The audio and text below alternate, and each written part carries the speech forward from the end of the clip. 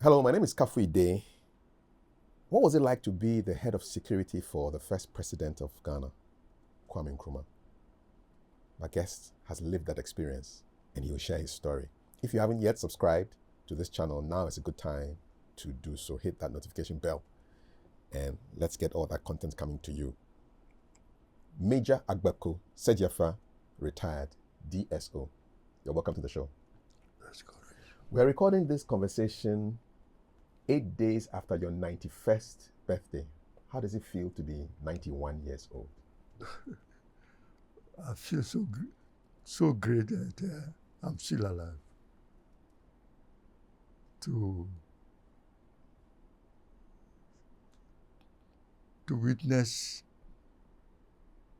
what really Nkrumah was telling us in Conakry. Because you were with the former president Yes. for the time that he was in Conakry Yes. until he passed away in Yes. Romania. And we'll get to that story soon. Yes. But I'm still curious about what it feels like to be 91. What's the best thing about being 91? The best, Thing about being your age? as far as I'm concerned, the best that I could remember was when I was with Kwame Nkrumah. Those are the best times of your life. Yes. Okay, we'll get there. I want you to go back into time to your earliest recollections. What are some of the earliest things you remember in your life?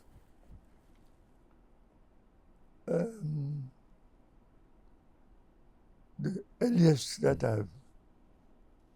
I could remember was that I was born in a village called, or a town called Anyako, In the Volta region of Ghana. the Volta region of Ghana. My first education was that when I was young,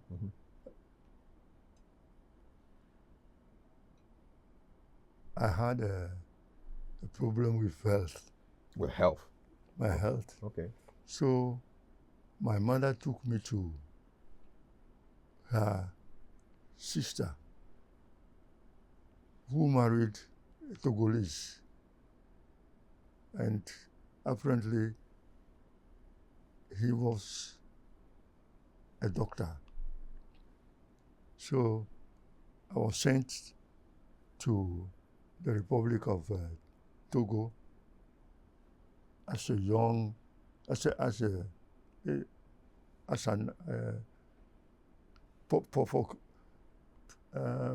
for me to be cured, because my auntie's husband Was a doctor. was a doctor, medical doctor. Did they tell you what was wrong with you back then? What was the problem?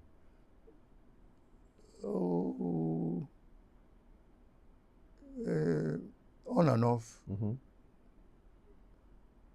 I had by then I could not remember anything that was Wrong with you back then? yes. But they cured you? He cured you? I was Okay. cured. All right. So you stayed in was it Lomé? Yes, Loma, For yes. a while? For a while, yes. Okay. By then, I was not with my father. I was with my mother. Okay. What was your mother's profession? What did she do? She was a businesswoman. Okay. She was selling cloth and all sorts of things. Yes. Okay. And your father? What was your father doing? My father was also a businessman. Okay. So you came from a family of traders? Yes. Were you an only child? Oh, no. My father had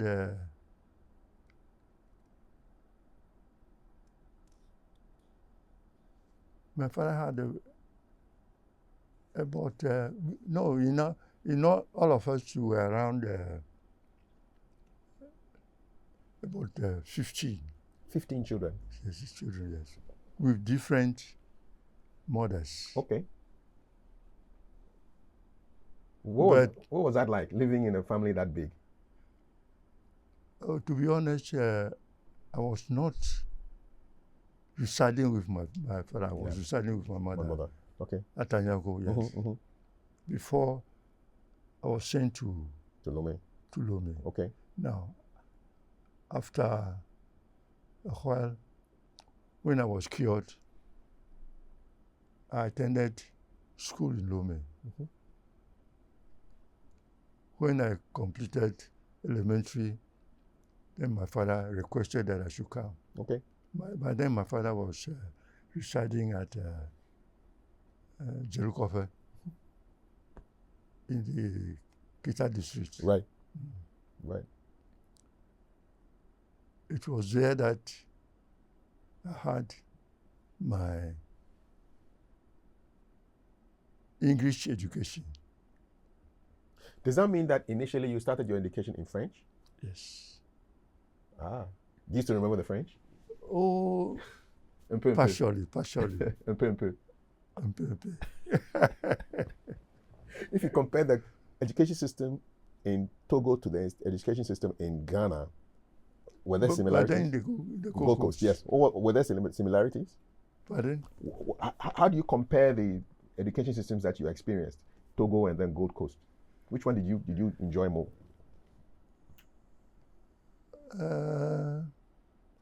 I think the Gold Coast one was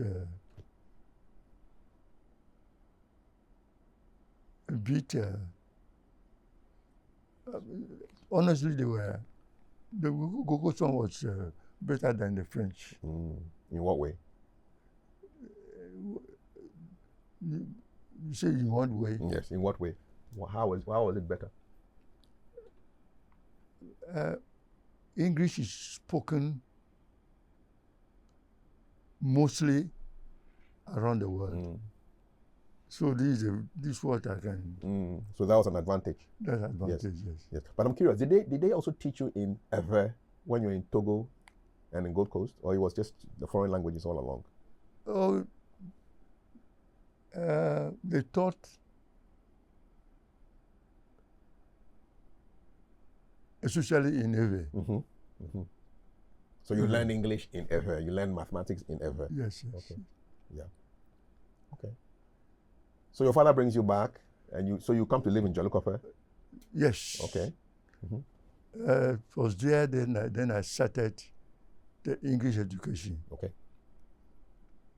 My first schooling was at Jerukofe, and then you call it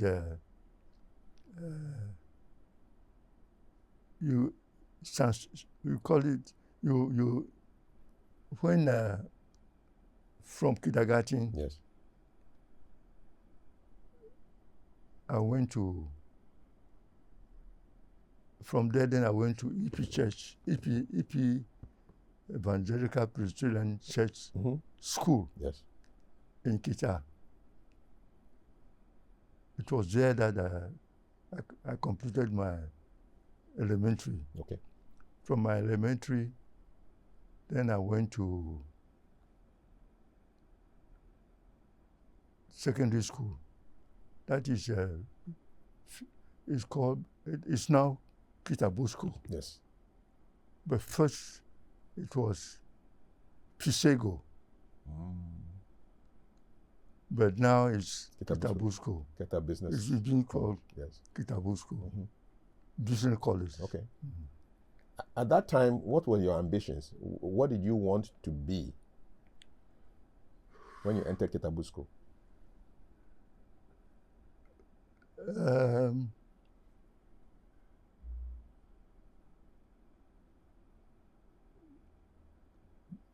My ambition is I want to study as much as I could. Okay. From Fisego, now Kitabusco. Kitabusco. Then I joined the Gold Coast Regiment. Okay. That is Gold Coast Regiment. That means West African Frontier Force? Frontier Force. Okay. At the age of 18? Yes. Okay. So this is like the early 50s. Yes, yes. What inspired you to join the armed forces? Did you know anybody in the army?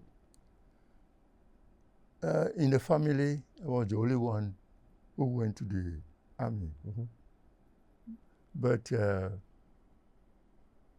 my other siblings or my younger brother who followed me also joined the armed forces, and he was with the engineers. But he passed away, I think about some few years ago. Okay. But fortunately, I am still alive. Yeah, we thank God for that. What was the training like when you joined the army? Before I joined the Gold Coast Army, at first I was rejected. Do you know why? It was in Kumasi that I was rejected. But because I have the feeling for to be in the army or to experience soldiering, yes. I joined the armed forces band. Oh, okay. But I found it to be not very, very active. Yeah, not real soldiering. Yes. What were you playing? What instrument were you playing?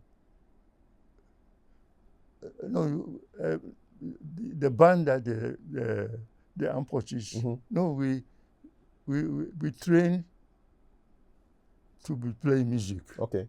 Did you have a particular instrument that you were playing? Oh, drums or horns? No. I played, we call it euphonium. Ah, it's like a big tuba. Yes. Brass instrument. That's Okay. the instrument. Yes. The one gives you the bass. Yes. Boom, boom, boom, boom. Like that. Okay. Yes, All right. Yes. Nice. But I found it not to be interesting. Yes. So I requested that I would like to join. So I was granted, and I was sent to Kumasi for training. Again. Okay. We have the armed forces training school in Kumasi. Okay. That's where I was trained initially. And then later on, after passing out, I came back. I was sent to 3BN. 3 Battalion. The 3rd Battalion. 3rd Battalion, okay. It was from there that I met Colonel Zanlerugu. But then he was a lieutenant. Okay. Yes. What was your experience like at 3rd Battalion? Pardon? What was your experience at 3rd Battalion like? Anything memorable?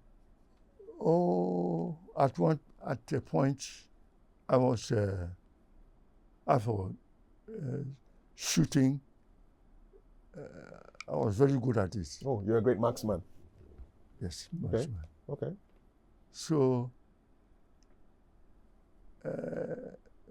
competition,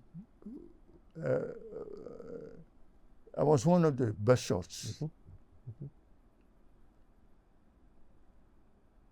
Now, after my release from I joined the Army Volunteer Force, where I became a lieutenant. Now, after that, I think most of the things are on my citation. Yes. My Yeah. citation. But why did you why did you get released from the army before joining the volunteer force? No, volunteer force. Mm-hmm. By then, still yet, I was. My release from the military sent me to volunteer force. Okay. And then, at the same time, by then Nkrumah came to the limelight, and he became president. Indeed. So you ended up doing security duties. How did that all start? Who recommended you to become part of the security detail? No, I was transferred Mm-hmm. to the Flagstaff House. You know, and at that time, they look at you and then they study you and find out your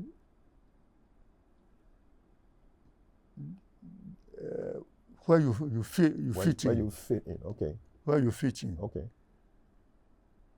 And then they transfer you to where you're supposed to be. Okay. So I was transferred. I joined the security service as a security man. Mm-hmm. Yes. I think when you read my citation. So it's right here. So, because of your keen interest in security work, even though you left the army, you re-enlisted in the Army Volunteer Force. You said that, rose to the rank of lieutenant. Your excellent performance became so notable that when the need arose for security staff of Flagstaff House to be augmented in 1963 by the addition of a dedicated security officer, no other choice could be made than you. So you worked so well at the Flagstaff House that you were made assistant head of Flagstaff House Protection Unit. Exactly. And you later became the head of security unit at the castle in 1965. Yes. What were some of the challenges? I was going through the list of these bomb attempts, bomb explosions that were taking part in the early 60s. Yes. Some of them took place before you even became part of the security at Flagstaff House. I was counting the bomb explosions in 1962. Kulungugu, Dodowa Villas, Lucas House, Choco, and then right in front of Flagstaff House. What was Ghana like in those days when bombs were going off all over the place?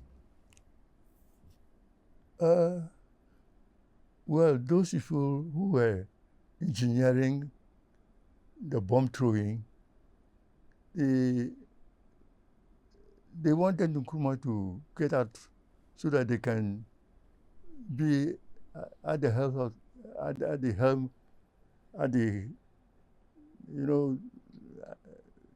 To be in charge. To be in charge. That's all. The throwing of the bomb, I had the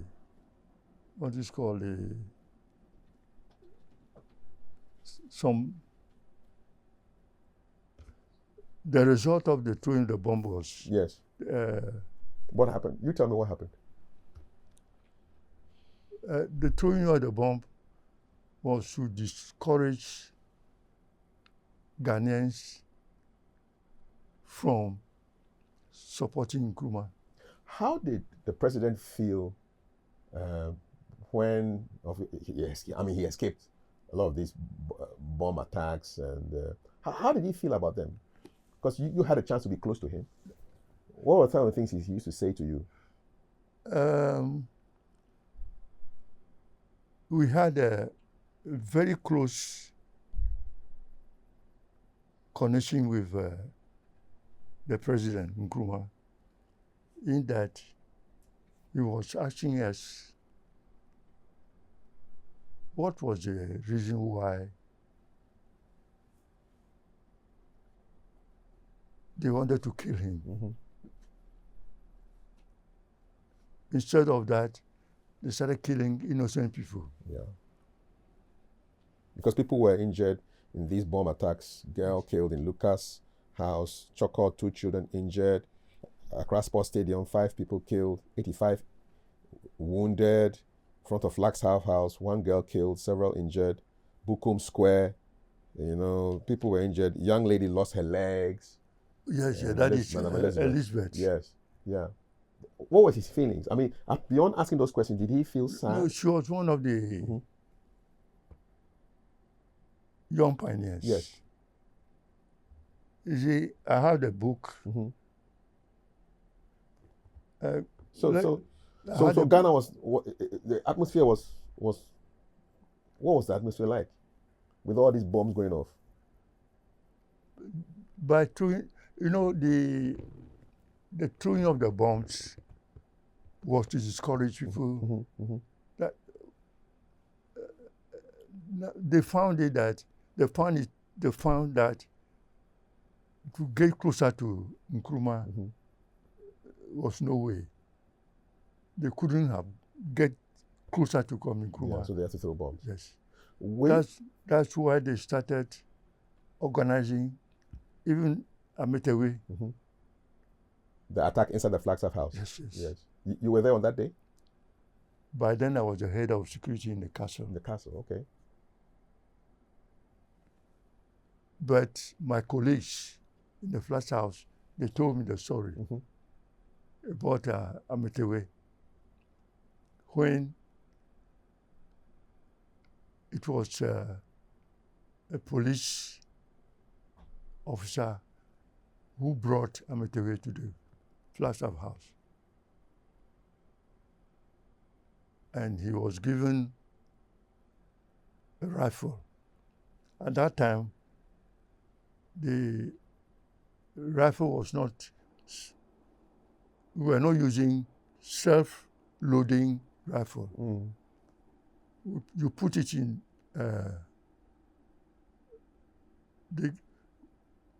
you put it in a magazine, and then you re-roll it. So you hear the sound? Yes. Okay. He was given 5 ammo, 5 ammunition, put in the magazine. Now, he was placed at the entrance of the office of the president himself. And he was lectured, or he was briefed about what to do? Briefed what to do. The time that Nkrumah will be leaving for lunch, and they placed him at the exit from the office. And he, according to what my colleagues told me, was that Ametewe allowed Nkrumah to move away. The Flagstaff House, you have the office a little bit far from the residence. Nkrumah was going to go. He was going to go into the residence, the residence to have his lunch. Ametewe allowed him to go a little bit far. But normally, in the Flagstaff House, we have the protection unit, which I belong to. That was your unit. Okay. My unit. Then you have the function unit. You have the border guard. The President's own guard. pardon? President's own guard regiment, POGR. Oh, that is it's also separate from this. No, we have security within security. And how was Amitewi able to breach all these units? Pardon? How was Amitewi able to get past all these units and get so close to the president? Who? Amitewi. That's why I said a police officer who was within the security. Okay, he gave him access. Yes, he gave access. He placed him there and supplied him with the gun, ammunition. Okay. Now,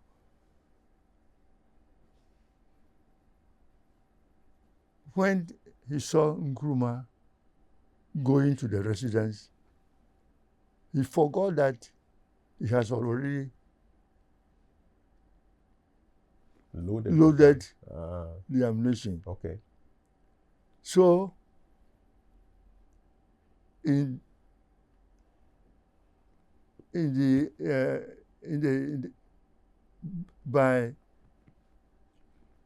was trying to. Oh, he thought he had to load. So he rolled it Again. Then the ammunition fell down. It came out. It came out, yes. And that was a signal for Nkrumah that something was happening. That was the Flagstaff House. Otherwise, he would have killed him. Yes. If he had not forgotten that he had already loaded the gun, yes, he would have shot him. Yes, because he would have just had to fire, yes, right? It was the second one that killed our boss. What is his name? The one who was killed. The police officer who was killed. All right. It's a long time, I forgot. I'll get it. Don't worry. Oh, dear me. So it's the second shot that killed him? The shot. Then he reloaded again. Then that means the third one. The third one missed Nkrumah. Then the fourth one also missed Nkrumah. The fifth one was the one that also missed Nkrumah. And then he reloaded again. There was no ammunition. Because it was fired. So now he chased Nkrumah to his residence. Wow, he pursued him. Yeah, pursued him.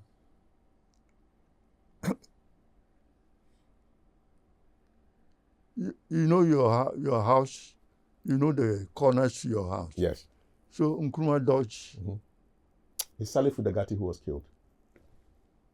That's Salif Dagati. Yes. That's the one. He's the one who was killed. That's what was killed. Yeah. Yes. He was the head of the border guard. Yes, bodyguard. The bodyguard. The bodyguard, yes. He was the head of the bodyguard. He was killed. But if people are saying that Nkrumah gave the body of Amitewi to the lions in the Flagstaff House. It's not true. That was the story that was going around. That was the that story. when they arrested him, they fed him to the yes. lions. What happened to Amitewi though? No, what happened was that Amitewi was charged for killing Salif Dagati. And he was sentenced to death. But I didn't, because I was not in the Flagstaff House. I was in the castle. Yeah. I don't know what happened to, I can't remember exactly what happened to, whether Nkrumah signed death warrant for Ametefe to be executed. No. I before we left for Hanoi, but the Hanoi, we left before then. These people who were planning the overthrow of Nkrumah, at first they had wanted to assassinate Nkrumah during the opening of the Akosogbo Dam. Yes. That was in January of 1966. Yes. 60 years ago. Yes. That was about 18th of January. It was about 2 or 3 weeks before we left for Hanoi. But you found out, you found out, did they find out the plot to kill him in Akosombo? No. What really happened was that they also did their intelligence work. They knew that if they had wanted to kill Nkrumah, there was going to be lots of people will be killed. So because they are in an alliance with the outside people. Yeah. So they advised them. You shouldn't do it. To hold on. What they could do was they were going to invite Nkrumah to far away country. Asia. That is Hanoi. Yes. So when you took off from Kotoka a couple of days before the 24th of February, how many of you were in that contingent? My first recording was about either 30 or 40. Okay. And when did you know that there was a coup in Ghana? Where had you reached? As for knowing, there had been rumors all over the place that there was going to be a coup, but we were afraid of this. There was going to be a coup. There was going to be a coup. So, was the president scared? Did he show fear that he was going to be overthrown? No.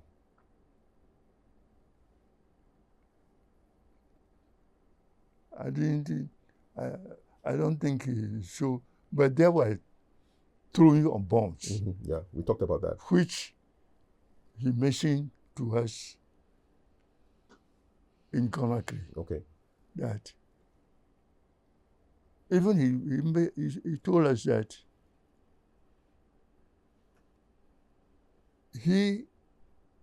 Nkrumah was not a superhuman being, whereby he appointed people to various positions. If anyone who comes to him and tell him a story, he will believe that person that yes, that's the truth. Okay. If the thing is white or black, he will take it to be white or black. So he wasn't scared of the coup, that he was going to be overthrown, though he showed no fear.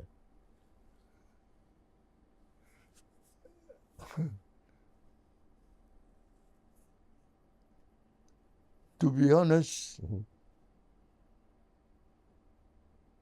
the Flagstaff House, the coup, if Nkrumah had been in the country, I don't think that would have been You have been a coup. Do you think, did he ever express any regret for leaving Ghana to go to Hanoi and then giving opportunity, as you say, for the coup to happen? Did he ever regret him going away and having the coup happen behind his back?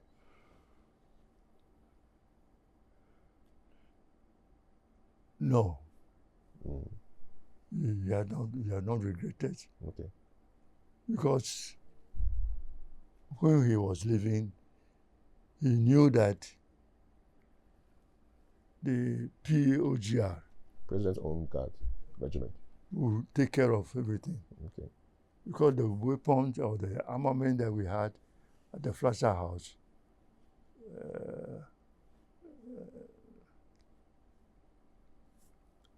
why they have removed the most sophisticated weapon from the Flagstaff House to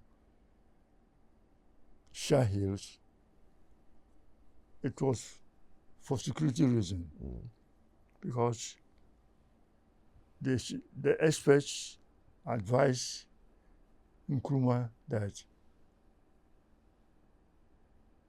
they should send some of the most sophisticated weapons not to be inside Flagstaff House. In the Flagstaff House, because if by accident some of them explode, and unfortunately Nkrumah was around, the person you are trying to protect may end up dying. Would have died. Yeah. So that's why they moved the weapons. The most sophisticated one to Shah Hills. To Shah Hills. Okay. So let me just confirm. So were you in Peking when you heard the news of the coup d'etat? We were airborne. You were airborne between Hanoi and. No. We have not reached Hanoi. Okay. If anybody tells you that we went to Hanoi, we have not gone to Hanoi. Okay. I'm telling you the truth. Yeah. We haven't gone to Hanoi. So you were airborne? We were airborne because, for example, Nkrumah had no special jets. We took VC-10, the Ghana Airways commercial flights. Now, when we started, at first we went to Egypt. Okay, Cairo? To see our father-in-law. Nasser? Nasser. Yes. General Nasser. Then from there we went to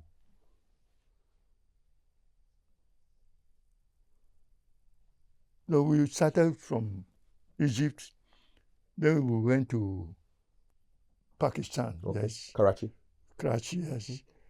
Then from there to India. Delhi, yes. Okay. Then from there we went to the non-aligned the countries of the non-aligned movement. So you went to visit their heads of state? We went to visit them. Okay. Before we got to Burma. Okay.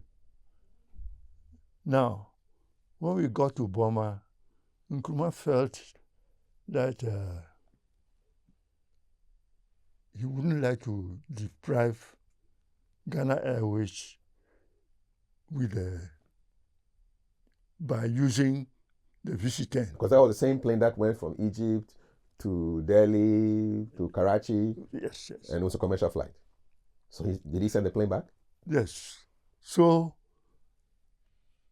because Burma, that means, yes, that is Rangoon. Burma and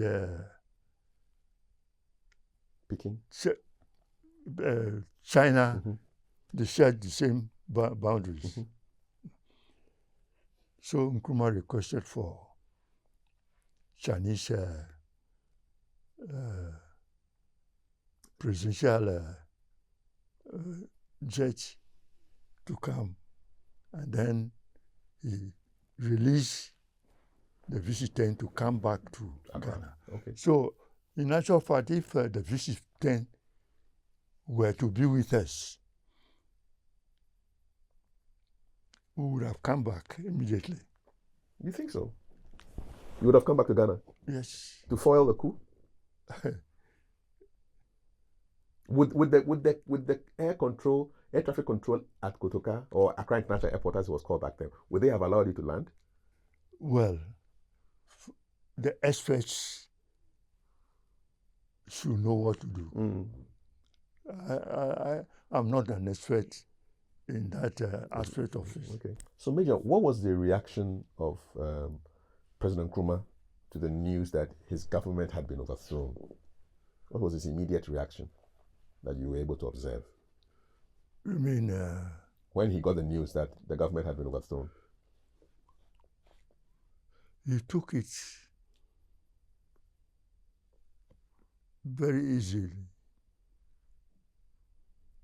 He was not really disturbed because we trusted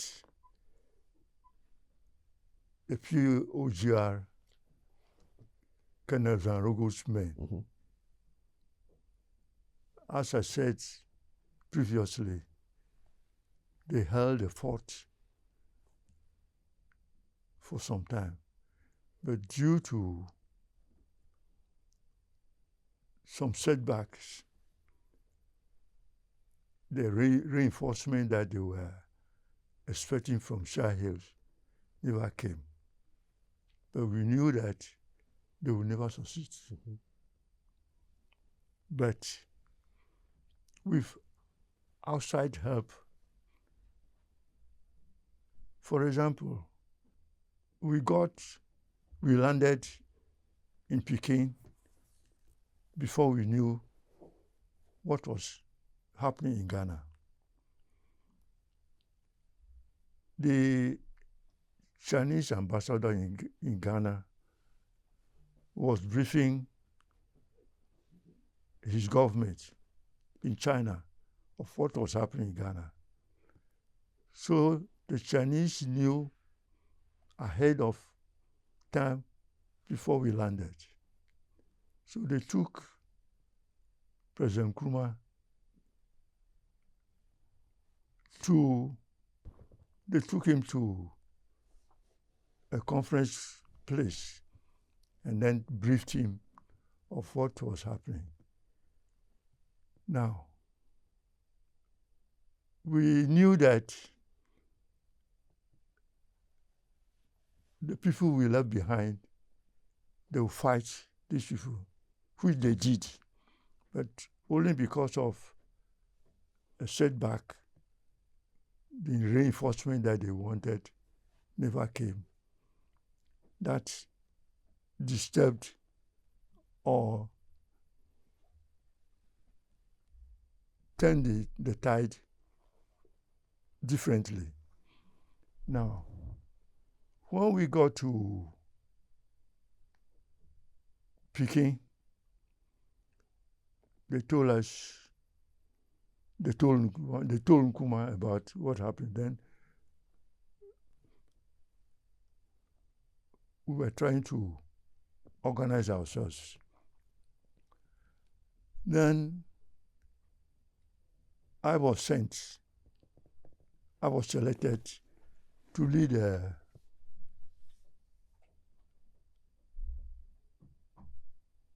advance party to the chosen country that Nkrumah wanted to stay because during those early days of the coup, lot of African countries wanted Nkrumah to come and stay with them and stage. But as I said earlier, Nkrumah thought Guinea was very close to Ghana. That's what he said. Now, I was asked to lead an advance party to Guinea. Now, to our surprise, we left Peking to Moscow. I was given a section of security men to lead to Guinea to prepare the ground for Nkrumah to arrive. So we left our colleagues, including the president, in Peking. Now, when we got to Moscow airport, we expected a senior officer or a delegation of the ambassador, who was Elliot.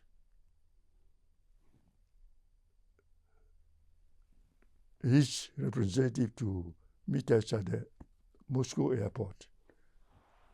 But we didn't see, and we only saw, we met the one security officer from the Ghana embassy in Moscow. And he led us, he took us to Ghana embassy in Moscow. Now, when we got to Moscow, we were expecting the ambassador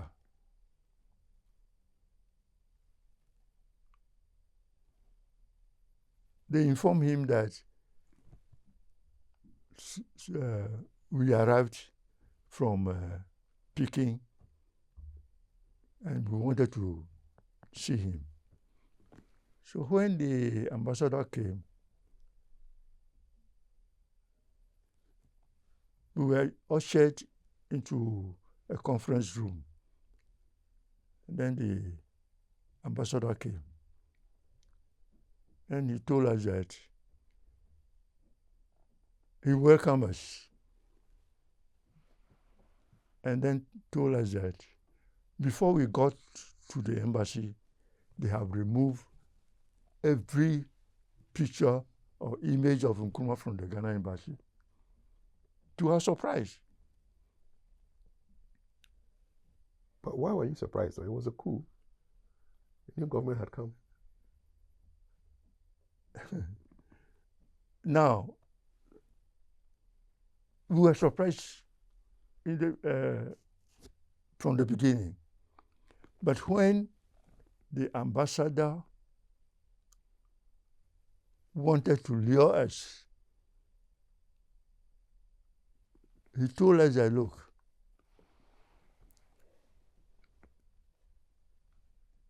the reason why I say we were surprised was that we didn't know exactly what really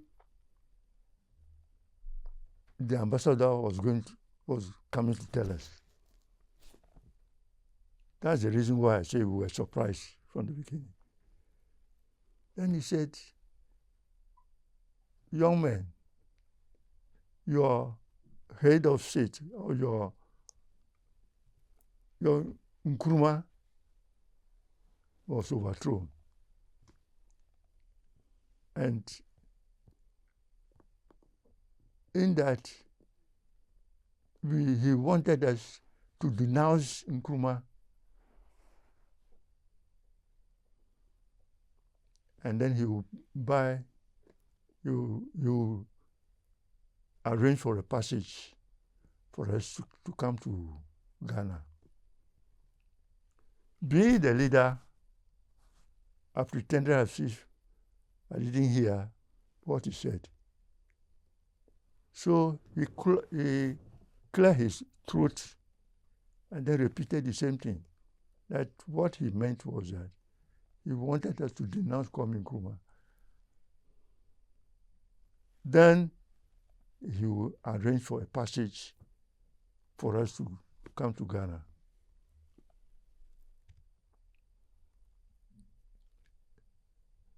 I pretended as if I didn't hear again. So he repeated the same thing. Then I told him that, look, the ambassador, I told him that so far as I was the leader of the group, we were not going to denounce Nkrumah in order for him to arrange for a passage for us to go to Ghana. We had a mission, and the mission was that we were going to prepare the ground for Nkrumah to come. We didn't mention where you were going. We were going. So to our surprise, we were sacked from the Ghana embassy. Imagine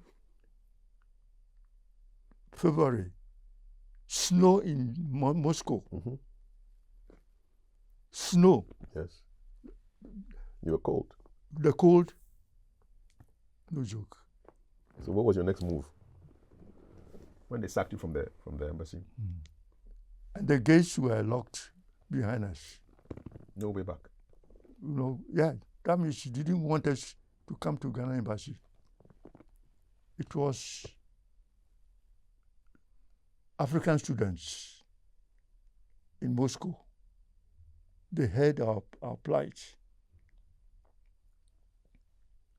came to our rescue. The African students, they were the people who took us, because we narrated our plight to them, that we were going to Guinea. Because we wouldn't have told the ambassador where we were going. So we told the students who came for our rescue that where is the Guinean embassy? They took us to Guinea ambassador's residence. So it was the Guinea ambassador who arranged for a passage for us to go to Guinea. So when you got to Guinea, did you meet the president, Sékou Touré? When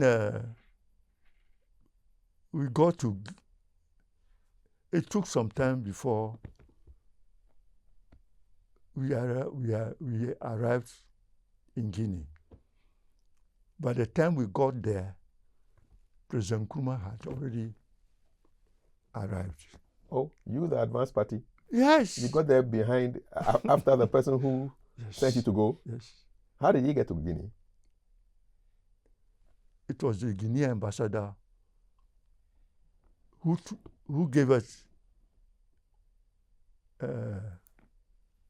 who received us very cordially, and then gave us the comfort that we shouldn't worry.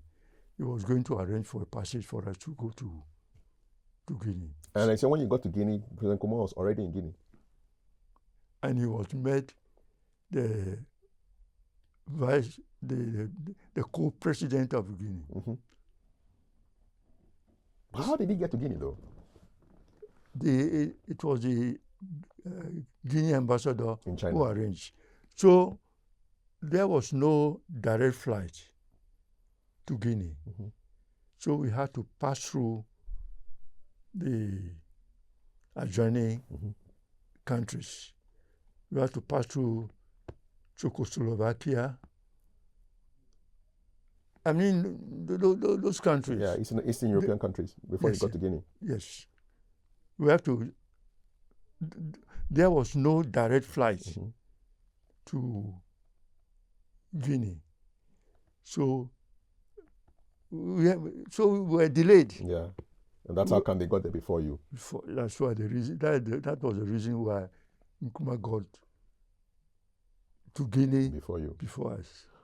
Let's talk about Guinea now. So he comes to Guinea in 66, and President Sékou of Guinea makes him a co-president. And then President Nkrumah was making radio broadcasts. How did that happen? He was talking to Ghanaians from Guinea. Yes. Voice from Conakry. This is a book that he wrote. So who set up did he set up a radio station, or did the Guineans give him a radio station to do the broadcast? How did it work? That was arrangement between Sékou and President Nkrumah. So I wouldn't know. As I said earlier, some time ago, this is the book that I promised that I gave it to somebody, I'll be getting it. So this was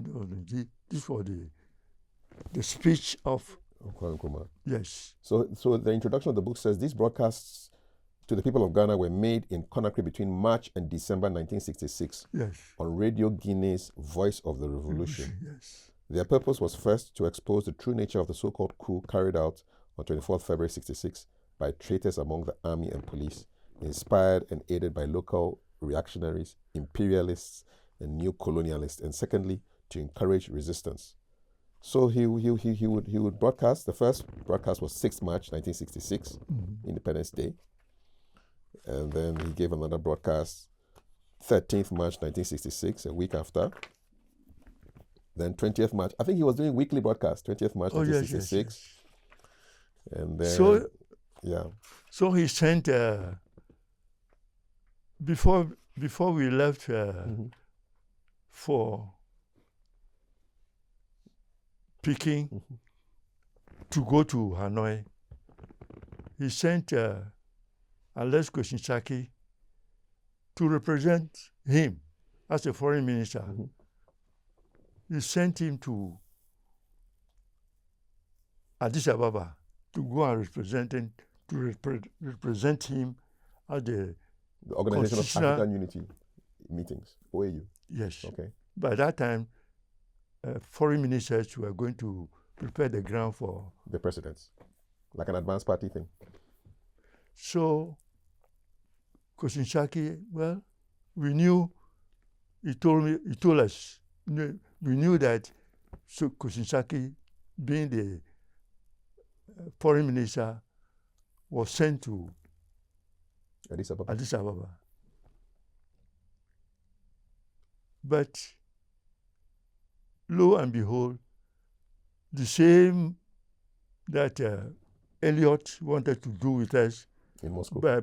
In Moscow, I think the same thing happened to Koshinshaki.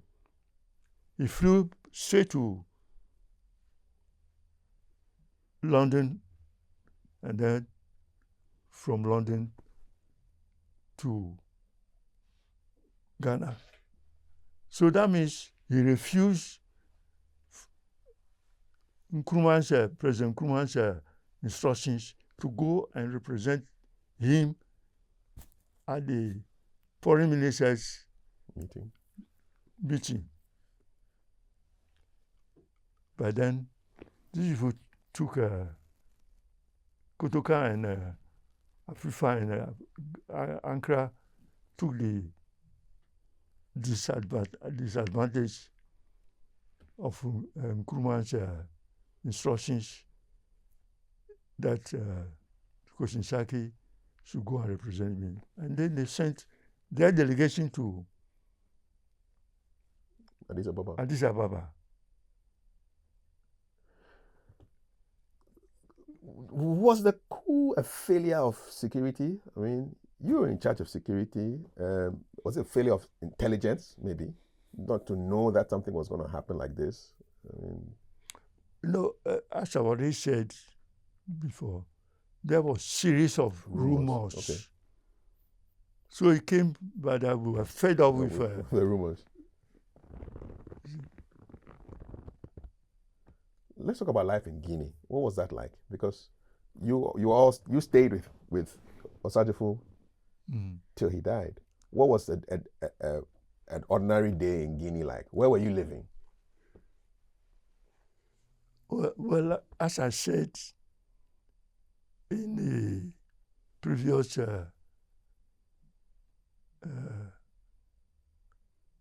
Conversation.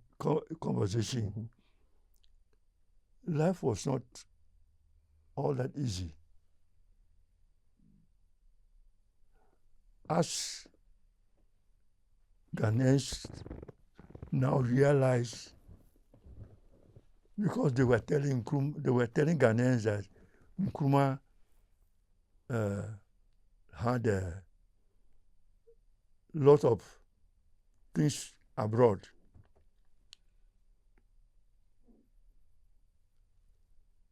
Where is somebody who can tell us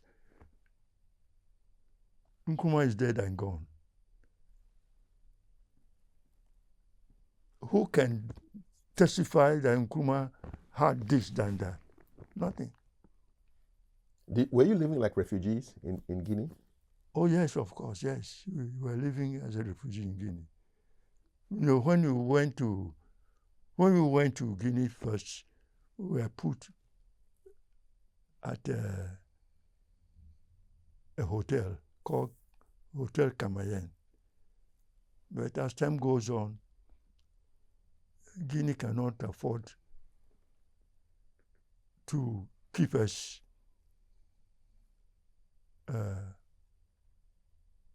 by feeding us 3 times a day.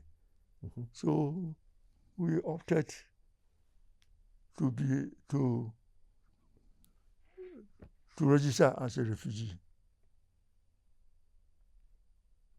That must have been very hard for you. Oh, why not? Yes. It's very hard for us. Were you in touch with President Nkrumah every day? Oh, no, the same thing that we've been doing for him as the president of Ghana, in Ghana, the same thing we were doing in Guinea. How about contact with your family members back home in Ghana?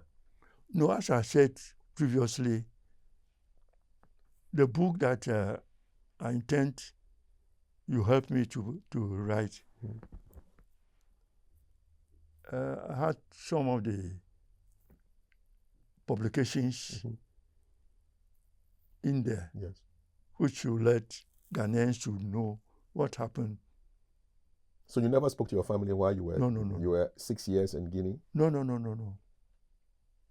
Neither Nkrumah also.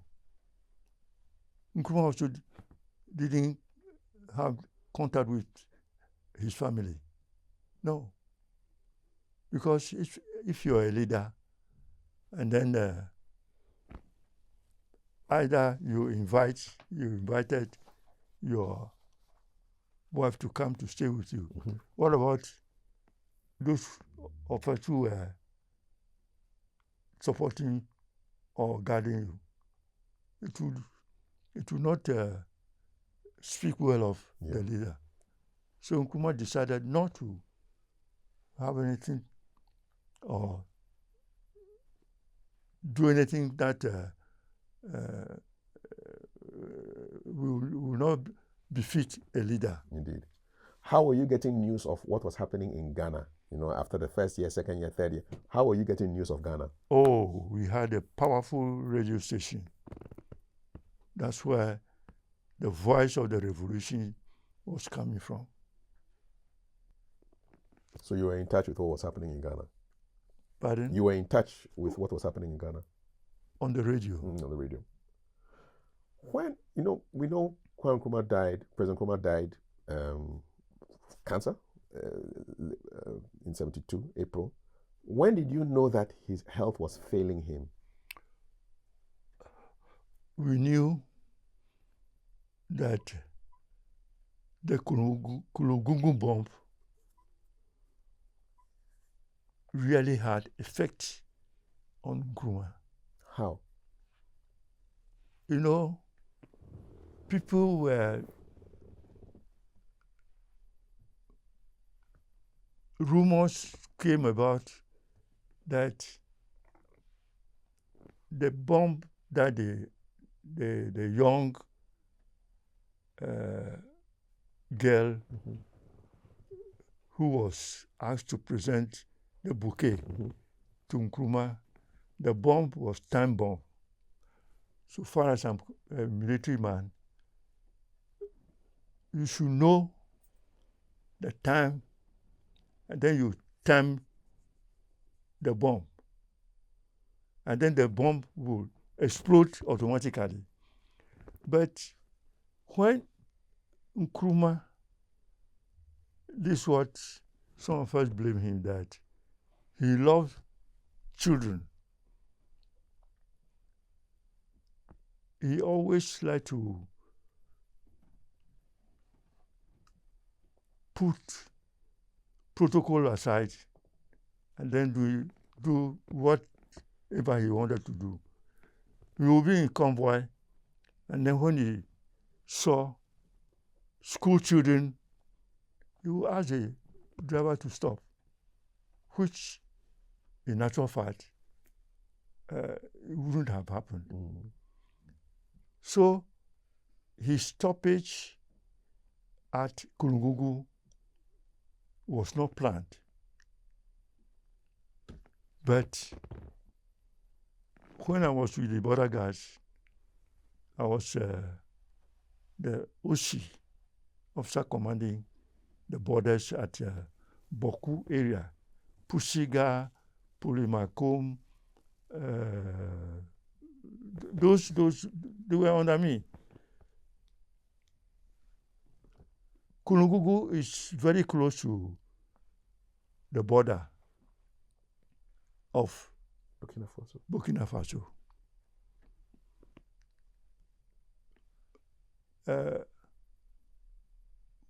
Why did Nkrumah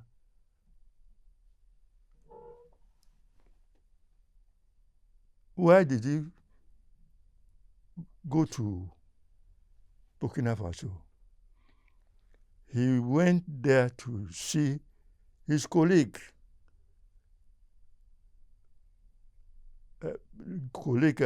President Yamiogo. Because he wanted to put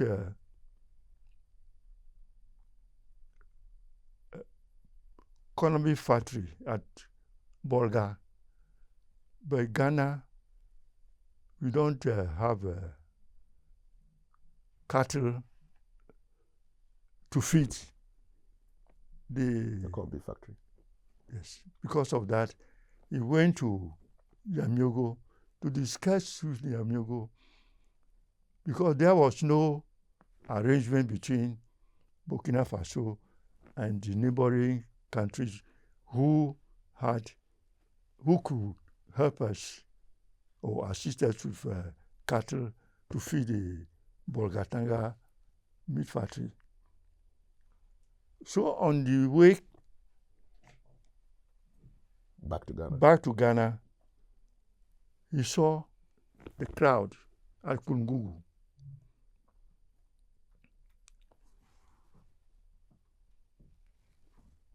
Wanted to say hi to him.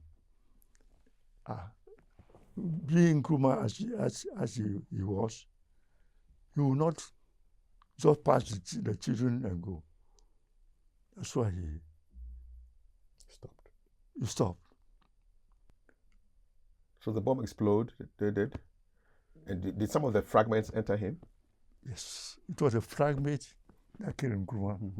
Nkrumah died out of skin cancer. There were also rumors that he was being poisoned slowly, and that there was a change in a share. No. The problem is that it wasn't. You discovered grenade, very poisonous. Anything can happen. People can say anything that you were poisoned. But you think it's the grenade, right? Pardon? You think it's the grenade, the fragments of the grenade from Kulungugu? Yes. That stayed in his body? You know what?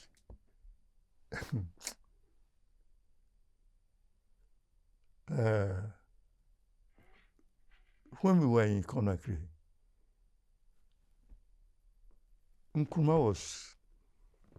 President Nkrumah was speaking with us as you were interviewing me.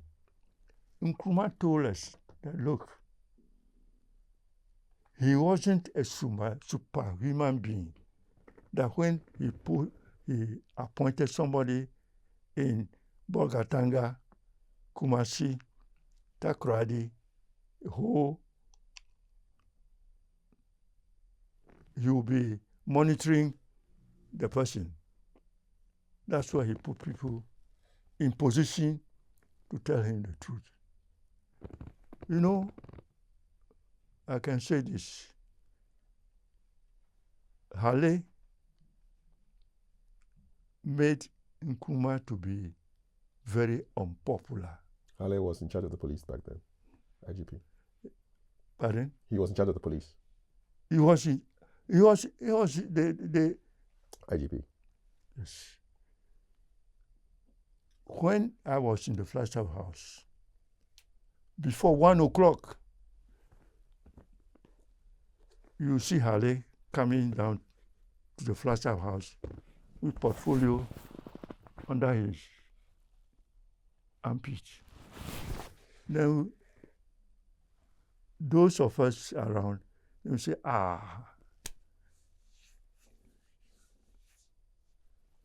listen to 1 o'clock news. People are going to be detained. It's a detention that brought Nkrumah down.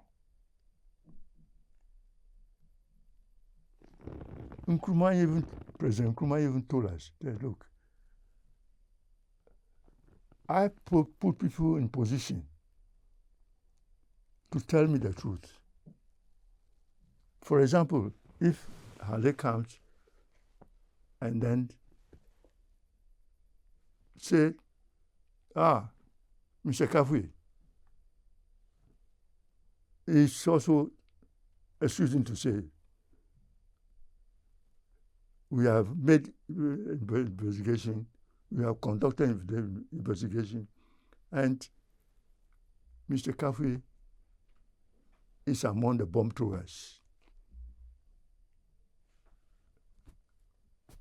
I, Kwame Nkrumah, would I say, no? The man who's investigating, whose outfit investigates those people who are throwing bombs. So was that a flaw, that he trusted his appointees too much? What kind of if you don't throw the person you appoint, you appoint, what no? do you do? Who do you trust? See, so this is what he told us. He said, look. So the 6 years in Conakry gave him a lot of time to reflect yes. about what had happened in Ghana. Look, let me tell you something. The current government, if they have not been put into opposition, would they have learned something now? Things are getting better.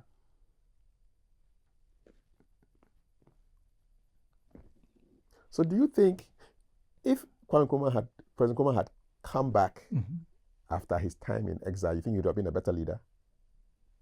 Why not? He told us when we were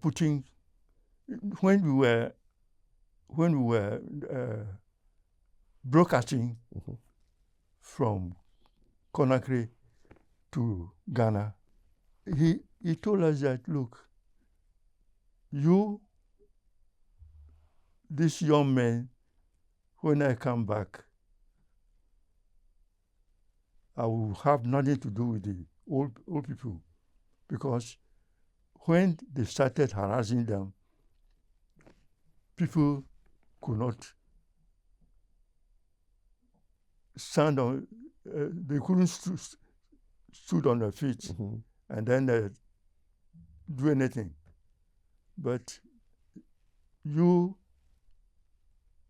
had the courage to be with me. Because you were only 31 when you went off to Guinea. You were a young man. And you spent 6 years of your life there. So you came back and you were still quite young, 37. Yes. Is there anything you regret about your time in Guinea? Pardon? Is there anything you regret about the 6 years that you spent in Guinea? No.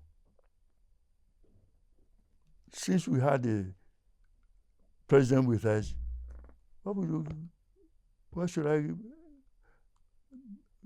What do I have to? We know we were suffering for the purpose. The purpose is that we had the belief that we'll come back. Why did you have so much confidence in President Nkrumah? Do you know?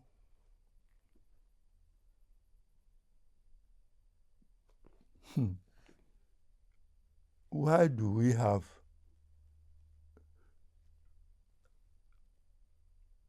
when I look back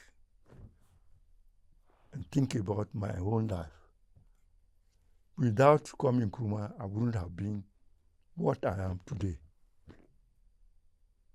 That summarizes most of us our thinking. I will tell you something. When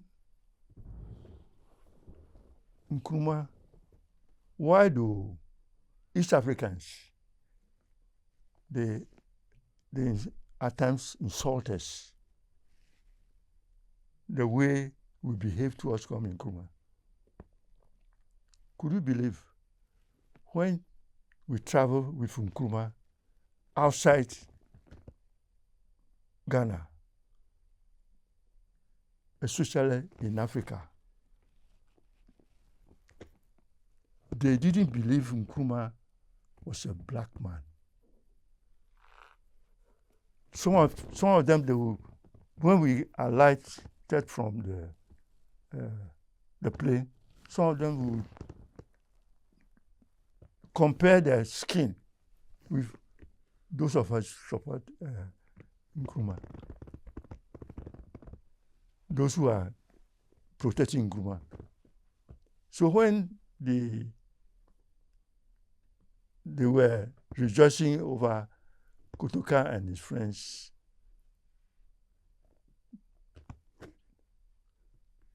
anyway.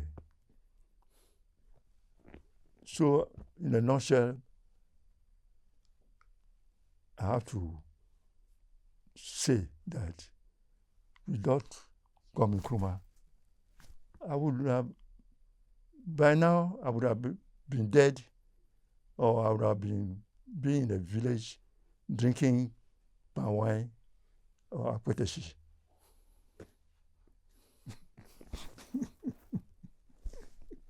So that be. So this how it is.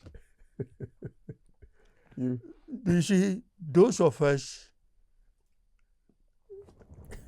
who started life through hard way, we believe that Nkrumah had done something for this country. Do you know, when they say Nkrumah never dies,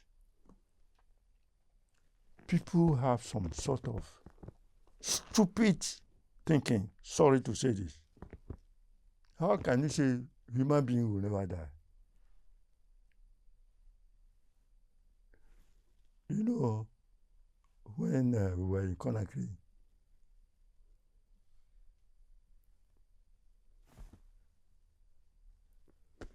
what is it, this thing? The photograph, the flame. Bring, I want to, what is it? What photograph are you looking for? Which one, Major? Which photograph are you looking for? The one Nkrumah says, I want you to... The flame? What is it? Okay, pass me the flame. Okay, so I'll read it. Read it. Okay, the voice of Kwame Nkrumah of Africa. The bomb was not aimed at me, Kwame Nkrumah, but threw me at Ghana and the rest of Africa. As far as I'm concerned, I'm happy in the knowledge that death can never extinguish the torch which I have lit in Ghana. Long after I am dead and gone, it will continue to burn and be borne aloft, giving light and guidance to the people. This was said at Kulungugu, 1st August 1962. You know, when we say Nkrumah never dies, you can also attest it that Nkrumah will never die. Oh, Nkrumah never dies, never dies, never dies. Oh, Nkrumah never dies, he forever is. This is our song we have been singing in the Conakry. Yes. Did he join in with you? Oh. He had a lot of things to do by Johnny S. To sing. What was he doing? How did he spend his time? What was he doing apart from writing? Apart from writing. Did he do any sports? Did he do any sports? Did he take walks? Oh yeah, because Villa Chile is very close to the sea. Villa Chile is very close to the sea, like a castle. So he walks. Look, Brother Kafui, let me tell you the truth. Nkrumah was a great man. He was a great man.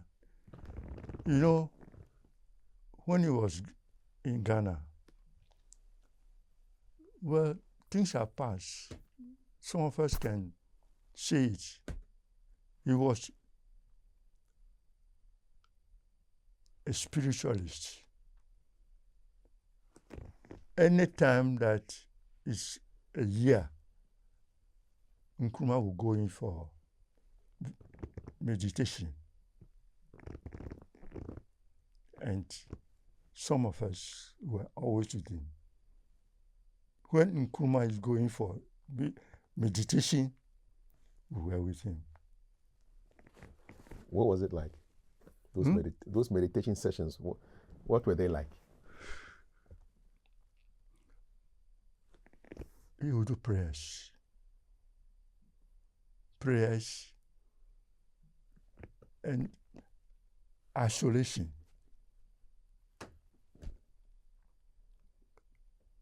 Didn't you hear Nkrumah going for meditation? You want to know what we do? Yes. It's a spiritual affair. I want to know. Spiritual? Yes. Yes. I want to know. Pardon? I want to know.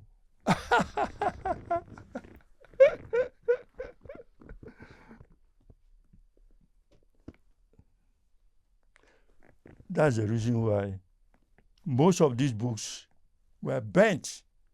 If you ask some of the school children now today, because this,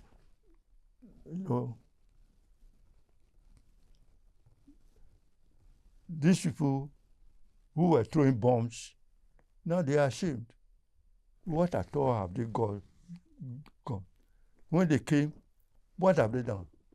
Their Ghanaians suffered. You can attest it yourself.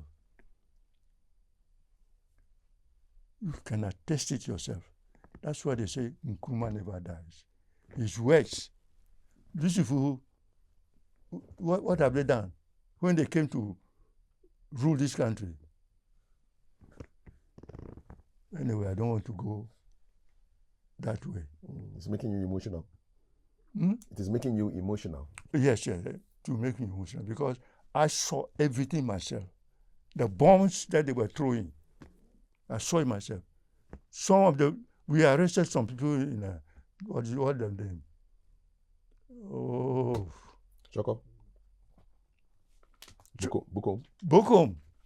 Some of them, they put their grenade under their pants.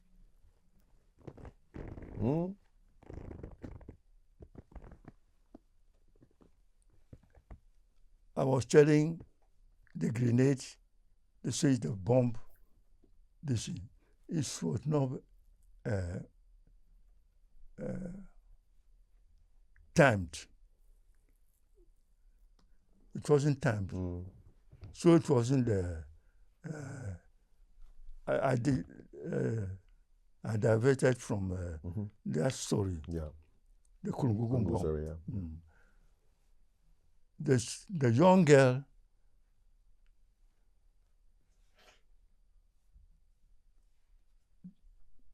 they didn't put the bomb into the bouquet. No, somebody threw it. You see, when anybody who is not a military man will believe this. When it's timed, they'll time it in a way that it will explode. But this was not timed. Somebody threw the bomb from the crowd. Yeah. Like a stone. Yes, it was thrown. So when people are saying the time bomb, it was not a time bomb. I have thrown grenade before during my military training. You remove it, the pin, and then throw it.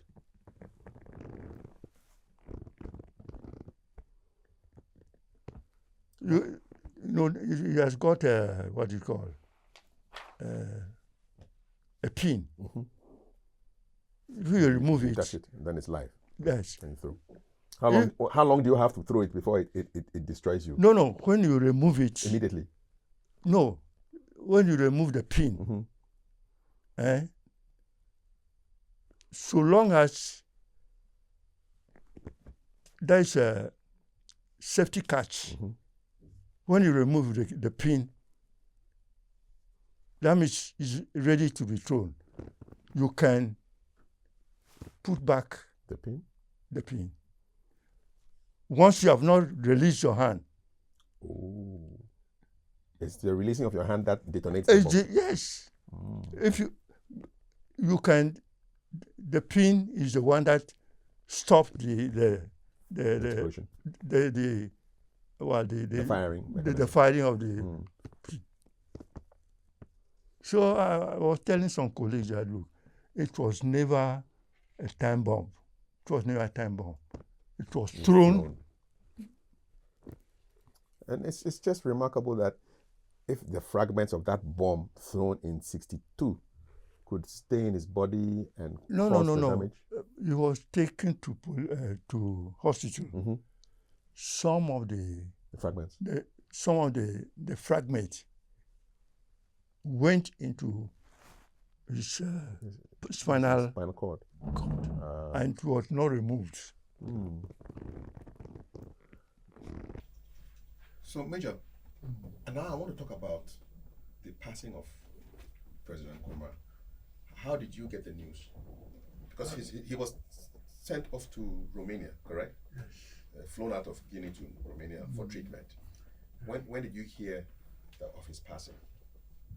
And what was the reaction back home in Guinea?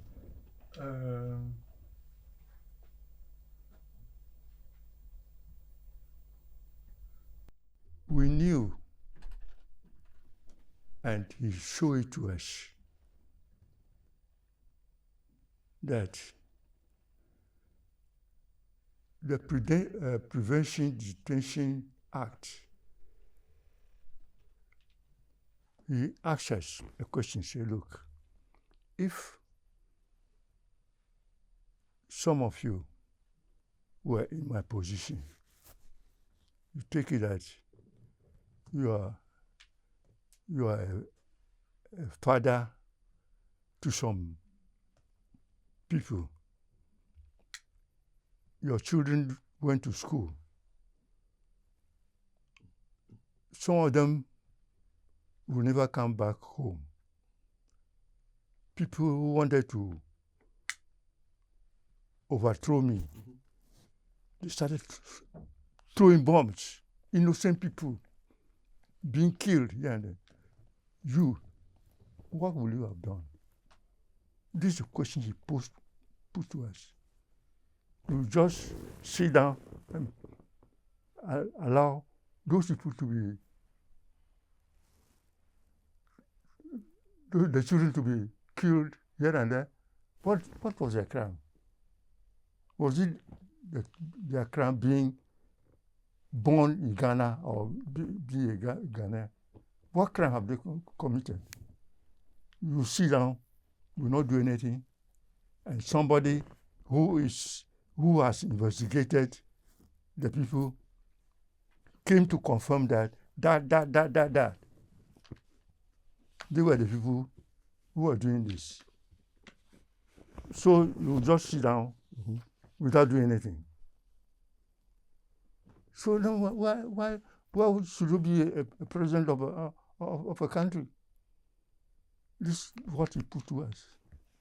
So the PDA, Preventive Detention Act, was a hard decision that he had to take. No, what I've seen is that Haile was the one who made Nkrumah very unpopular.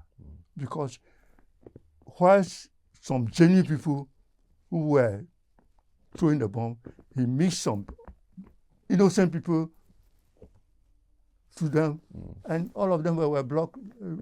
That's what Nkrumah told us. Are there some people that Nkrumah never forgave?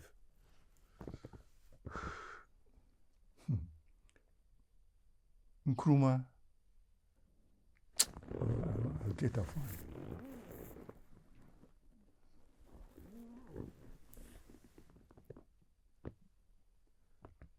Ghanaians.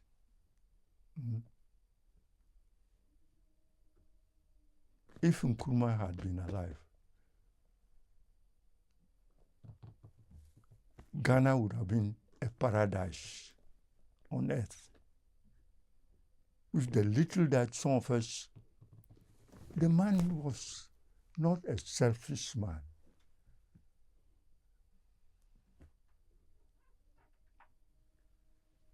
I've heard people say that he focused too much on Africa. He should have focused more on Ghana, and was using Ghana's resources to fund all these other newly independent countries. It was a strategic decision that he shouldn't have made, and he should have focused on Ghana. No. How do you respond to that? Oh, me, Nkrumah had traveled a lot, and he's African, and he died an African. So I think you were with the lady who interviewed me the other day. Beswa, Dona Hammond. What's her name? Beswa. Beswa. She even asked me, why should Nkrumah spend Ghana's money on Secretary? What was my reply? I said, look, if your brother is in trouble, you help him, is it a crime? Is that not what I said? Yes, it's no crime. So if your neighbor's house is in flames, won't you, if you have water, won't you help him with water to quench the fire? So he didn't see himself just as an Nzima or a Ghanaian, but an African, and everybody was his family member. Yes. How did President Nkrumah's death affect you personally? Pardon? How did President Nkrumah's death affect you? His death affected me. Yes, how did it affect you? What was the impact of his death on your life? Very, very grievously.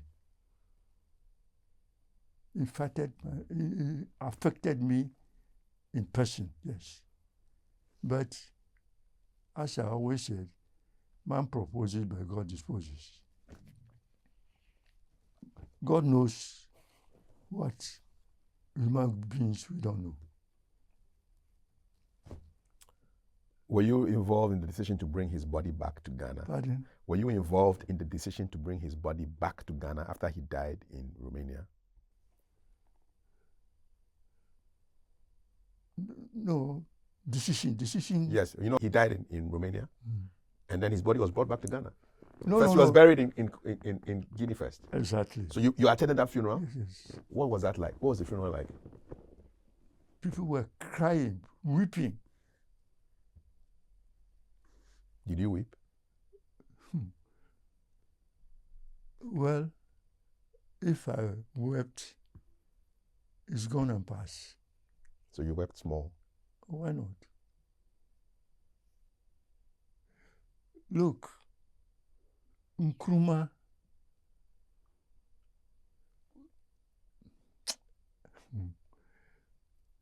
most of these books, they were burnt. Our children, do they know anything about Nkrumah? They don't know. They didn't know. Most of the books, these actions of Kwame Nkrumah, all these things were burnt. Even, I will leave this book with you, the autobiography of Kwame Nkrumah. I will leave it with you when you finish reading. I bought this book in 1957. As old as Ghana? Yes. I bought it in 1957. When Nkrumah, you can read that portion. Okay. I mark it. I put some books. No. Yeah, some papers there. Papers. Yeah. I see it. No, you can read this portion here. Yeah. Read it. It was a pity that members of the opposition had not found it in their hearts to take part on such a historic occasion, but still determined to try and throw cold water on our success. Dr. Busia and his supporters declared that the struggle for them was no longer centered in the Gold Coast, but in London. They at once set about preparing a delegation to go to England, to protest the independence, I guess. Yeah. So everything was written here. It will be a good read. So the funeral happened in Conakry. Pardon? They buried him in Conakry first. Yes. And then the body was brought to Ghana again for another burial. Had it not been for the late General Kutu Achampon, Nkrumah would not have been. Sekou would not have allowed Nkrumah, because if the man was alive, you people say you don't want him. Do you want his body? Good question. So General Achampon managed to convince him. He sent delegation to Conakry, begging Sekou Touré to release Nkrumah's body. Otherwise, we wouldn't have got what it's called. The mausoleum. Mausoleum. That was Jerry Rawlings. Bringing it some income. Yeah. So when they took the body from Conakry and brought it to Nkrofo, is that when you left Guinea? Did you leave Guinea to come and in time for the funeral here in We Nkrofo? came together. You came together. Okay. So did you attend that second funeral? The second funeral in Nkrofo? No. You didn't attend that one? No. Okay. What was your reception like when you came back to Ghana after 6 years and to meet your family? No. We were...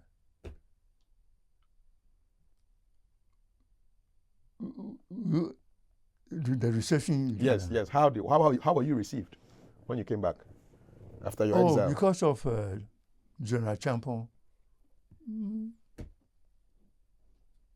You were okay? We were received nicely. That's why the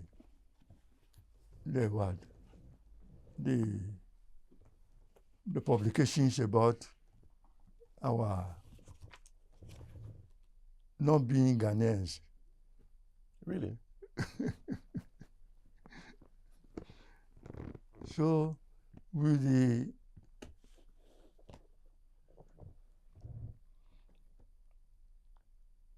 So how had Ghana changed? I mean, you left Ghana in 1966 and you came back in 1972. What were the changes? we be changing development. Yes. Oh, Because a coup, you left and then a coup happened in 66. And then another coup happened in 72. And then you came back at Champo. oh, So your departure was marked by a coup. Your return to was marked by a coup. well, Ghanaians should judge if there's, may God forbid, if there's a coup now, whether Ghanaians will rejoice or not, I don't know. I don't know. So you came back and then you went to join the border guards. Yes, when we came,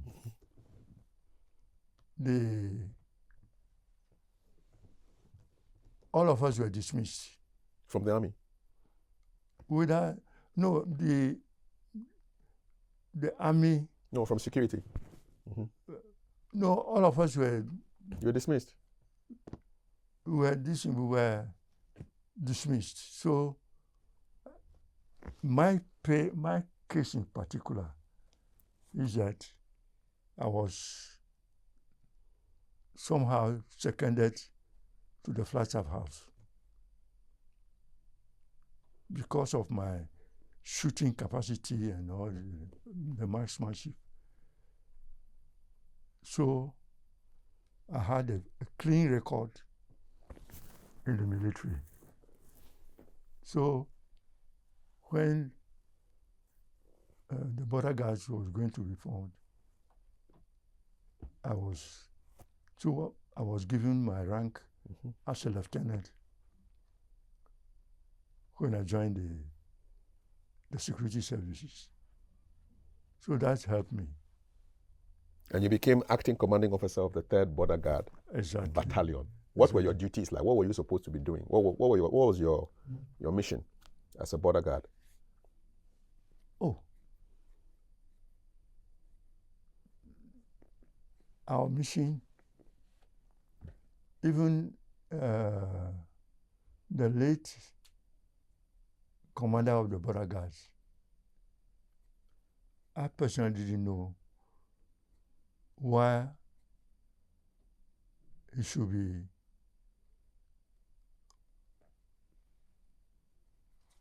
counted among those corrupt practices, men who were killed at the Teshi camp. I don't know.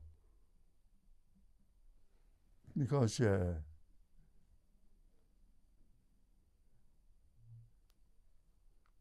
border guard were having 2 ships. That was Utuka, Major General Utuka. He was in charge of the border guards. Yes. He was part of the generals that were executed. Yes. In June of 1979. Yes. You don't understand why he was killed. Yes, because if you're talking about corruption, what does border guard commander got to do with corruption? We were having 2 ships.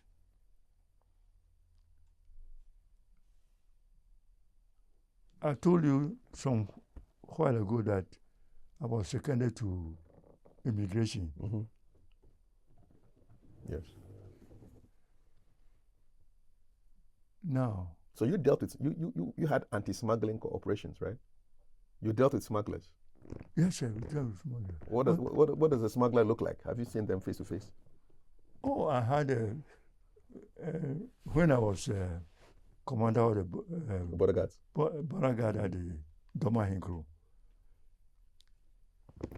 Because of cocoa smuggling. I think you read my citation. Yes, the citation is there. As acting commanding officer of the 3rd Border Guard Battalion, you showed diligence and devotion to duty, which led to several arrests including some dishonest guardsmen. These arrests have instilled fear into smugglers and have resulted in increasing the total output of cocoa and coffee products in the Brown-Ahafo region, thus enhancing the country's foreign exchange earnings. There you are. It summarizes. It's right there. Signed, President Dr. Hilary Liman, President of the Republic of Ghana, the Castle Osu, 6 March 1981. So this is 45 years ago. Yes, that's me. You dealt with the smugglers.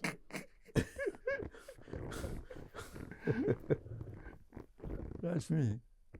So, the citation spells out the duties of it. Yes. Indeed. So when the immigration, when they disbanded the border guard, in my absence, they gave it to immigration. I think they were looking for a dedicated person who knows something about the borders. And then it fell to you. That's why I was in there. When did you finally retire from public service? Pardon? When did you retire? Was the immigration job your last job in public service? Yes, I should think so. Okay. I should think so because there were certain things going on in immigration, and I resigned from that position because I wouldn't like to be involved, connected with anybody. When you look back on your long life, 91 years, what are you most proud of, Major Sedziafa? Retired. Oh, when I was in the Flagstaff House. Can you say what were some of your best days in the Flagstaff House? Pardon? What were some of the best days, the days that you really enjoyed in the Flagstaff House? The best day that I enjoyed. Yes. Oh, when I enjoyed travel with Nkrumah, and even in our Conakry days, I've never regretted it. I've never regretted it. Because if you are closer to Nkrumah, President Nkrumah, if you are closer to him, you see that the man was so simple. People around him were the problem. Yes, they are problem. What was he like? Say if you were President Nkrumah and I were you. I mean, what kind of person was he at close quarters?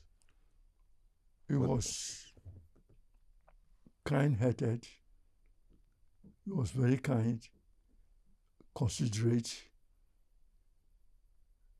He was not selfish. Did he ever get angry that you saw? No. Because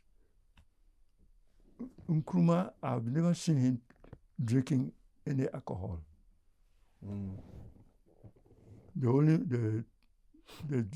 His drink is soft drinks. He brought a Pepsi Cola into Ghana. Did he smoke? No.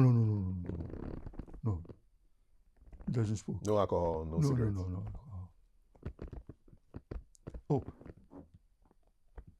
the reason why I believe that it was the pellets from that killed him. Yeah. From the grenade. The grenade, yeah. That killed Nkrumah was that. Oh, in Conakry, he said, look, you people, you, my boys,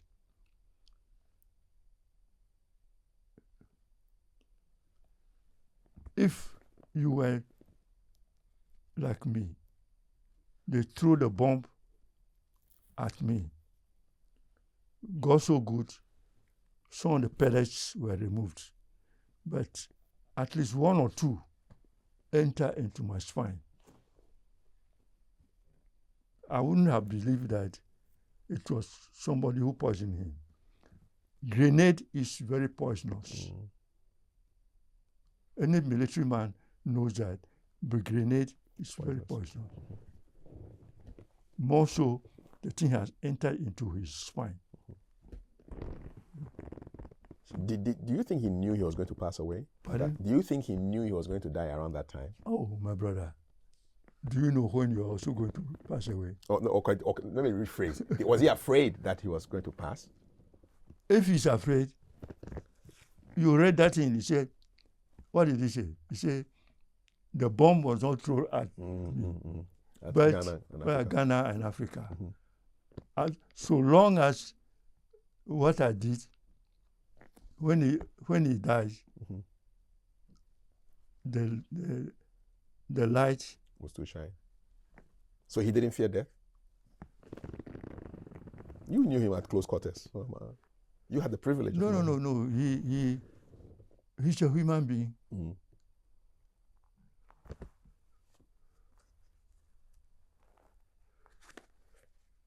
Something, they say somebody did not fear death. Is he here? He said something about death in the book? No. I want to find, they said something about death. I will give this to you. You give me a lot of assignments to go through. I'm privileged. time. I'm happy. You take time and do it. I'm happy. Because I'm sure you haven't seen these books before. No, I have not seen this book before. Yes, at all.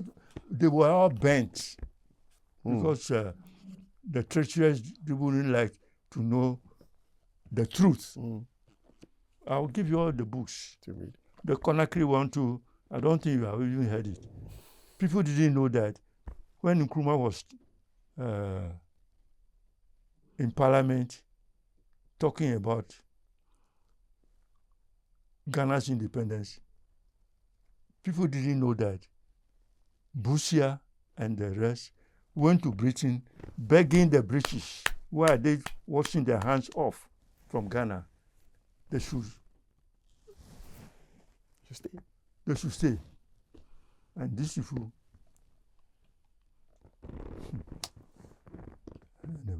Anyway. As we come to the end of this conversation, I'm just curious about your reflections on life. You told me that your highlight was your time you spent with Nkrumah. Do you have any regrets? No, I don't.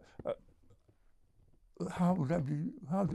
I've already told you that if I did not been for Nkrumah, I would have been in a village right now drinking apetesi. For Anyako, you don't have this in what? Pan one. What is in the what can I drink when I go to Anyako? What can I drink? Which apetesi they drink? I'm sorry to say it. So you got an opportunity to do something else and be part of something big. Pardon? Because of your association with Nkrumah, you got an opportunity to be who you are. And that's and you are grateful for that. Very, very grateful. What's your message to the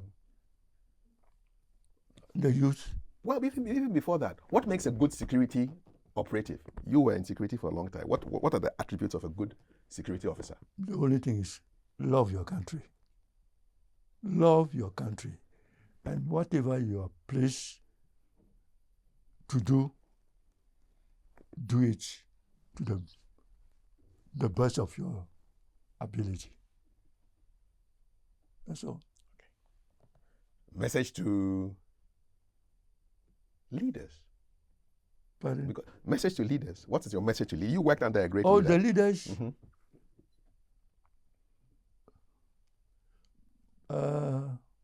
You can whatever you want to do it for mankind. For tomorrow you will not be here. Do it for mankind so that you'll be remembered of your decisions, of your doings. This is what Nkrumah stood for. That's why I sang that song, Nkrumah Never Dies. Yes. You want to sing it again? Oh, if you permit me. Nkrumah never dies, never dies, never dies. Nkrumah never dies. He forever lives. Amen. Amen. Message to the youth, the young people. Young people, they have lost something in that their fathers, they organized and burnt all Nkrumah's books. Today, if you ask any of the people coming from university, they will never see these books. Now, I will give them to you. Please, after reading it, return it to me. 100%. This year marks the 60th anniversary of the overthrow of President Kwame Nkrumah. Yes. If you were to meet him today, what would you tell him? Oh, I will say, Osagyefo, you have played your part. Rest assured, God knows what was in your heart.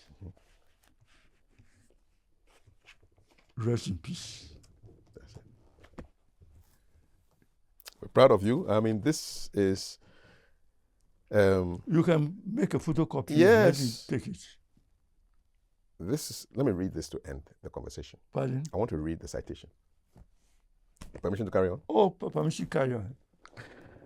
The Republic of Ghana honors her illustrious citizen Major John Kwame Agbeko Sedziafa on the occasion of the 24th anniversary of Ghana's Independence Day.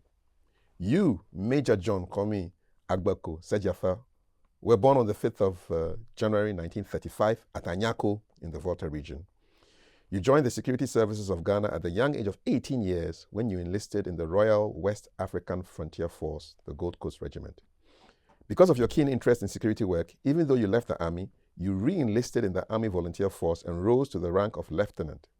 Your excellent performance became so notable that when the need arose for the security staff of Flagstaff House to be augmented in 1963 by the addition of a dedicated security officer, no other choice could be made than you. You worked so well at the Flagstaff House that you were made assistant head of Flagstaff House Protection Unit, and you later became the head of the security unit at the castle in 1965. You accompanied the first president of the Republic of Ghana, the late Dr. Kwame Nkrumah, on his peace mission to Hanoi. When you eventually returned home, you decided to offer your services once again for the security of the state by joining the Ghana Border Guards in 1972. This shows the keen interest you have for the security of the nation. In the Border Guard service, you have competently commanded various border posts in the country. As the acting commanding officer of 3rd Border Guard Battalion, you showed diligence and devotion to duty, which led to several arrests, including some dishonest guardsmen. These arrests have instilled fear into smugglers and have resulted in increasing the total output of cocoa and coffee products in the Brong-Ahafo region, thus enhancing the country's foreign exchange earnings. In recognition of your significant contribution to the security of the state and your excellent leadership, the Republic of Ghana proudly honors you, Major John Kwame Agbeko Sedziafa, with the State Award of a Distinguished Service Order, Military Division, signed at the Castle Osu on the 6th of March 1981 by President of the Republic of Ghana, Dr. Hila Liman. Thank you very much. Congratulations. Thank you very much. Very proud of you. Live long, in good health. Thank you. Thank you. And that's our conversation with Major John Kwame Agbeko Sedziafa, retired DSO. Let's meet in the comments. My name is Kafui Dey. God bless.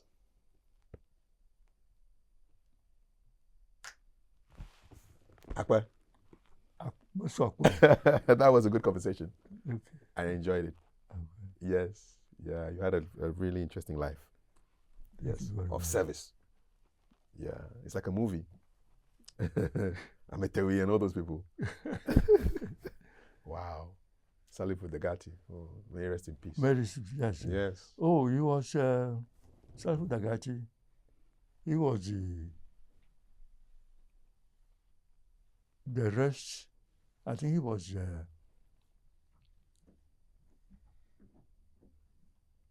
the bodyguard, right? bodyguard. He was the head of the bodyguard. Bodyguards for But President Mr. Kosi also was his deputy. But he also went out with us he stayed with us in Guinea, but he unfortunately died in Guinea. Oh, some people died in Guinea, right? Oh, yes. Oh, wow, 6 years. He died. So He died. a few people died there. Yes. That must have been very sad. Yeah, Kosi died, yeah. Unfortunately, he died in Guinea. Did some of the people in Guinea request to leave and come back to Ghana? Oh, no. They all stayed. You mean? While they were in Guinea, did they say, "Oh, you know what? I'm tired. I want to go home. I miss my family."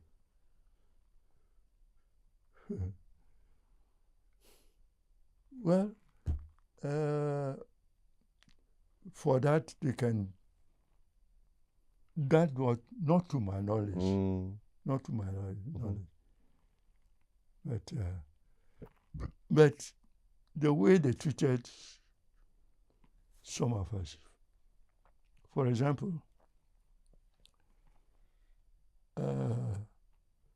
Mr. Boy Moses, we sent Boy Moses to Ghana to give us the thinking or the preparation of Ghanaians. But the Kotoka and Ankara and Afifa and Hale people, they arrested him. Oh, I don't know whether... They arrested him, right? They arrested Boy Moses and put him in cage. Oh, I've read that story. Yes. They caged him. They caged him and drove him through the street of Accra. In a cage? Yes, like a monkey. How can these people... You can't understand it. No. They caged the man. Wow. A lot has happened in Ghana. A lot has happened. Before we even get up, what do you make of the naming of the airport after Kotoka? It used to be called Accra International Airport. It's now known as Kotoka International Airport. How do you feel about that? I feel so bad about it. I feel so awkward about it. How can you make a coup maker the centerpiece of entry into Ghana? So that means we applaud coup making. No, me from day one, I'm not comfortable with it. No. Why do you feel none of the presidents have made that change, or President Mills, who was an Nkrumahist, didn't change it. President Mahama hasn't changed it. President Mahama, his father, picture is in the book here. The autobiography? Yes! You read about it. He's a minister. He was a minister of Kwame Nkrumah. Yes. President Mahama, the father was a minister in Nkrumah government. It's in the book. You read it. Well, I will read it. If possible, you can even, I think the picture of... It should be inside that. Let me see. So you would want the airport name to change? If you had the power? If I have it. Back to what? Check up. What would you want the airport to be called? Accra International Airport. Revert back to the original, right? Yes. Check up and see if you see Nkrumah's first ministers. Yes, I'll check it out. You'll see President Mahama's father. President Mahama's father's name is there. You check and see. Yeah, I'll look for it. I've seen the pictures. Yes, take time and check up the picture. Members of the Legislative Assembly. Yeah, think I the know his cabinet. father was a minister. Oh yes, sure. Yeah. This I'll find it. Don't worry. This will be a good book to read. oh yes, Yeah, yeah. From Nkrumah's this. Thank you. You're giving me some good reading assignments. Thank you so much. Akwa? Yes, and happy birthday once again. Yeah. Thank you very much. Yeah, long life. And good health. Oh, you see President Nkrumah's photo. It's When right you there. see the cabinet, I think He was there. His father was cabinet Yes, minister. he was. I'll check it out. Thank you. Oh, you can take this one. So, This is a picture of when you got the award, the DSO, right? That's President Liman. yes. Yeah. And where is the vice president? De Graft? De Graaf. It must be.